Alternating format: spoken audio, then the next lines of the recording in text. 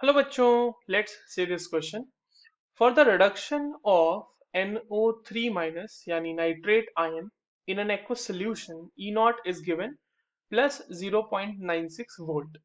Value of E naught for some metal ions are given below. जैसे आपके पास vanadium 2 plus से vanadium जाने के लिए E नॉट की वैल्यू गिवन है। सिमिलरली Fe3 प्लस से Fe के जाने के लिए वैल्यू गिवन है। Au3 प्लस से Au के लिए वैल्यू गिवन है। Hg2 प्लस से Hg के लिए वैल्यू गिवन है। So the pair of metals that is or are oxidized by NO3 minus in aqueous solution is or are। Pairs की बात करनी है हमें और कौन कौन से इसमें ऑक्सीडाइज हो जाएंगे वो हमें देखना है। तो देखिए, सबसे पहले इस क्वेश्चन को सॉल्व करने के लिए जो की कॉन्सेप्ट रिक्वायर्ड है वो देख लेते हैं हम। देखो, की कॉन्सेप्ट की अगर बात करें ना तो हमें रिडक्शन पोटेंशियल के बारे में अंदाजा होना चाहिए। और अगर आप रिडक्शन पोटेंशियल और उसके एप्लीकेशन के बारे में जानते हैं तो you can easily solve this question. Reduction potential, ठीक है। अब आइए एक चीज समझते हैं कि अगर ज्यादा नेगेटिव या लोअर रिडक्शन पोटेंशियल वैल्यू है तो उसकी उतनी ज्यादा जो होती है रिड्यूसिंग प्रॉपर्टी होती है। जो मैंने कहा उसको मैं लिख देता हूं यहाँ पे कि मोर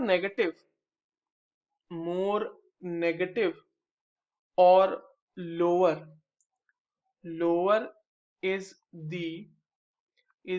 रिडक्शन पोटेंशियल जितना नेगेटिव या कम हो, reduction potential more is the reducing property reducing property उतनी ज्यादा होती है। अब एक चीज समझिए, यहाँ पे सवाल ये पूछा जा रहा है कि कौन सा पेयर ऑफ मेटल जो है वो ऑक्सीडाइज हो जाएगा NO3 माइनस से, यानी नाइट्रेट से कौन सा ऑक्सीडाइज हो सकता है। इसको इन टर्म्स हम उल्टा भी इस तरह से समझ सकते हैं कि इनमें से कौन सा मेटल जो होगा वो इतना काबिल होगा कि ये इसको रिड्यूस कर देगा। क्योंकि अगर नाइट्रेट किसी को ऑक्सीडाइज कर रहा है तो इसका मतलब नाइट्रेट खुद रिड्यूस हो रहा होगा ना। तो कौन सा ऐसा मेटल होगा जो इसको रिड्यूस कर देगा। अब एक चीज समझनी है यहाँ पे कि जैसा मैंने ये स्टेटमेंट लिखा है कि अगर ज्यादा नेगेटिव या लोअर रिडक्शन पोटेंशियल है तो उसका मतलब उसकी रिड्यूसिंग प्रॉपर्टी उतनी ज्यादा है। तो जिसका रिडक्शन पोटेंशियल इससे कम होगा, इस स्टेटमेंट को भी यहाँ पे लिख लेते हैं। The species having the species having the species having less reduction potential, ठीक है, रिडक्शन पोटेंशियल लेस होना चाहिए। Now this should be with respect to with respect to NO3 minus ion यानी नाइट्रेट आयन, जिसके लिए E नॉट की value हमें दी हुई है plus 0.96 volt. Will be oxidise, ये जो है वो ऑक्सीडाइज हो जाएगा किससे, NO3 से। तो will be oxidised by NO3 minus. या फिर इसको उल्टा भी लिख सकते हैं कि जिसका कम होगा वो नाइट्रेट को रिड्यूस कर देगा। अब देखिए किसकी किसकी वैल्यूज जो है इस चीज को मैच करती है। तो 0.96 से हमें कम चाहिए वैल्यू।